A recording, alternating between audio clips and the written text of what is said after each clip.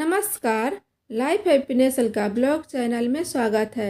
आप हमारे नए दोस्त हैं तो चैनल को सब्सक्राइब करके ऑल बटन प्रेस ज़रूर कर लीजिएगा ताकि हमारे हर एक वीडियो का नोटिफिकेशन आपको सबसे पहले मिले और आप हमारे हर एक वीडियो का आनंद ले सके। तो चलिए कहानी शुरू करते हैं। राधिका छत पर कपड़े सुखाने गई थी, तभी उसने सुना दो पड़ोसन आपस में बातें कर रही थी। देखो ना भाभी, यहाँ बड़ी आई माँ बनने चली है। जो औरत अपने पति और सास की कद्र नहीं करती वह बच्चों को क्या खाक संभालेगी। यह सब सुनकर राधिका का दिल तड़प उठा और वह अपने आंसुओं को छुपाते हुए सीढ़ियों से नीचे आ जाती है और अपने कमरे में जाकर फपक फपक कर रोने लगती है। उनके आंसुओं में इतना दर्द छिपा था मानो दीवारें भी रोने लग जाएंगी। यही सोचकर दिल फटा जा रहा था कि जो भी हुआ इसमें मेरी क्या गलती थी। वह तो खुद ही अपनी किस्मत को कोसती रहती थी। राधिका के सासू माँ बहुत गुस्से वाली थी। राधिका के रोने की आवाज़ सुनकर बौखला उठी और उसके कमरे में जा धमकी। अरे कलमुही कर्मजली, एक तो मेरे पोते को खा गई, ऊपर से दिन रात रोने का ड्रामा करती हो। ड्रामेबाज औरत, जल्दी से किचन में जाकर सबके लिए आलू पराठा बना, तेजी से भूख लगी है। कामचोर कहीं की, जब देखो नकली आंसू गिराती रहती है। तेरी माँ ने तुझे आंसू दिखाने के अलावा कुछ और नहीं सिखाया है क्या? फूटे भाग्य हमारे जो तुम जैसी कलमुही मेरी बहू बनकर मेरे घर में आई। बेचारी राधिका डर के मारे कुछ भी ना बोल सकी और लड़खड़ाते हुए दीवालों का सहारा लेते हुए धीरे धीरे वह किचन में चली जाती है। बेचारी फ्री होकर काम भी नहीं कर सकती थी। उसकी सासू माँ उसके सर पर दिन रात खड़ी रहती थी और हुक्म चलाती रहती थी। अरे ऐसे करो, अरे वैसे करो, ये क्या कर दिया, वो क्या कर दिया। बेचारी का जीवन नर्क बन गया था। कुछ ही मिनटों में गर्मा गर्म सबके लिए आलू पराठे और टमाटर की मीठी चटनी बनाकर खिलाती जा रही थी। सासू माँ अब तक आलू के 5 पराठे खा चुकी थी। फिर आवाज़ लगाती है, राधिका, ओ कलमुही, आलू का पराठा जलाकर ही बनाना है क्या? तुझे ठीक से पराठे भी बनाने नहीं आते? टेबल से उठकर किचन में चली जाती है। बातें कहते कहते अपना प्लेट सिंक में फेंकते हुए एक जोरदार तमाचा राधिका को लगा देती है। कामचोर, करमजली, यही सीकर आई है तू माँ के घर से? तेरी तो शक्ल भी देखो तो मेरा दिन खराब जाता है। अगर तुम अपना भला चाहती हो ना तो कल ही सामान पैक करके अपने मायके चली जा। बेचारी राधिका अपने नसीब किस्मत पर रो रही थी। एक तो मेरा बच्चा जन्म लेने से पहले ही मेरे कोख में मर गया और एक सासू माँ है जो जले पर नमक छिड़कती रहती है। उसका पति भी कुछ कम नहीं था। वह तो जानवरों की भांति राधिका को मारा करता था। सफाई में कुछ भी कहती राधिका तो बेल्ट का छाप 10 दिन तक चेहरे से निशान नहीं मिटता। तभी राधिका अपने मायके चली जाती है। मायके में भैया भाभी और मम्मी पापा राधिका को पलकों पर बिठा कर रखते थे। एक खरोच तक नहीं आने देते थे। लेकिन दुर्भाग्य बस राधिका के मम्मी पापा एक एक्सीडेंट में चल बसे। वह दोनों एक साथ ही चल बसे। तभी राधिका भैया भाभी के ऊपर बोझ नहीं बनना चाहती थी और फिर से ससुराल आ गई। ओहो करमजली महारानी, बिन बुलाए मेहमान आ गई, आरती उतारू क्या तेरी?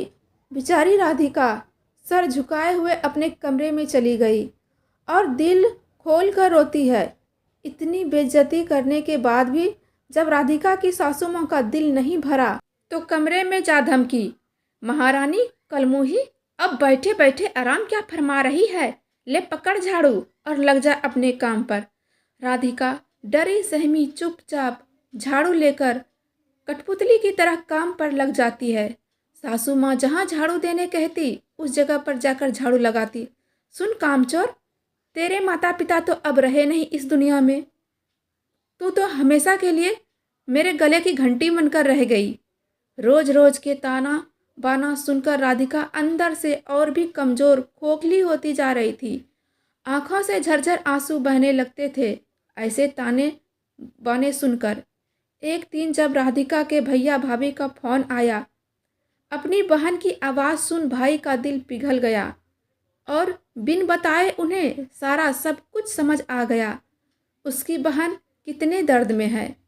राधिका के मना करने के बावजूद उसके भैया राधिका को लेने आ जाते हैं और हमेशा हमेशा के लिए ससुराल से लेकर अपने घर चले जाते हैं। और बातों को ना छुपाते हुए उसके भैया कहते हैं, मेरी प्यारी बहना, सुन बहन, मैं तुझे इस तरह घुट घुट कर मरता नहीं देख सकता।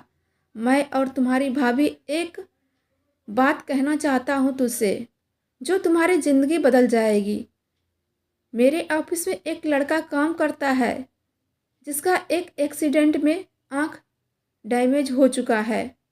उसके माता पिता बहुत चिंतित हैं क्योंकि कोई भी लड़की वाला शादी करना नहीं चाहता, लेकिन मुझे पता है उसे कोई प्रॉब्लम नहीं है, बस थोड़ा सा एक आँख डैमेज हुआ है। बहन, मेरे ऊपर विश्वास करो, वह लड़का लाखों में एक है। मेरे ऑफिस में 5 साल से काम कर रहा है, तो मैं उसे भली भांति जानता हूँ। तू उससे शादी कर ले। भैया, आप ऐसा कैसे कर सकते हैं? मैं एक सदमे से बाहर नहीं आ पा रही हूँ। मेरे पति और सास मेरे साथ क्या बुरा नहीं करते, क्या गलत नहीं करते। मुझ में अब इतनी हिम्मत नहीं कि दोबारा ऐसी नरक भरी जिंदगी पर मैं जाऊं। राधिका, मेरी प्यारी बहना, मेरा विश्वास कर, देखो जिंदगी बहुत बड़ी है, अभी तुम्हारा उम्र ही क्या हुआ है। ऐसे में एक लड़की को जीवन साथी के सहारे की ज़रूरत होती है। बहन, मैं तुम्हारे साथ कोई ज़बरदस्ती नहीं करना चाहता, पर मेरी बातों पर गौर करना। तभी एक दिन राधिका के भैया के कहने पर ऑफिस से फ़ोन आता है। हेलो, मैं रंजन बोल रहा हूँ।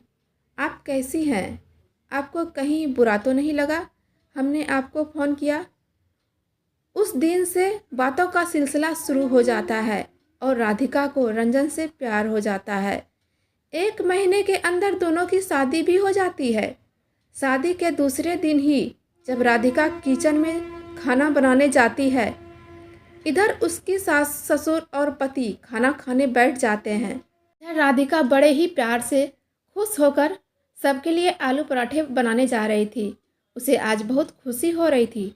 तभी कुछ देर बाद किचन से चिल्लाने की आवाज़ आती है। उसकी सासू माँ किचन में जाकर, राधिका, ये क्या किया तुमने? रंजन, जरा यहाँ तो आना।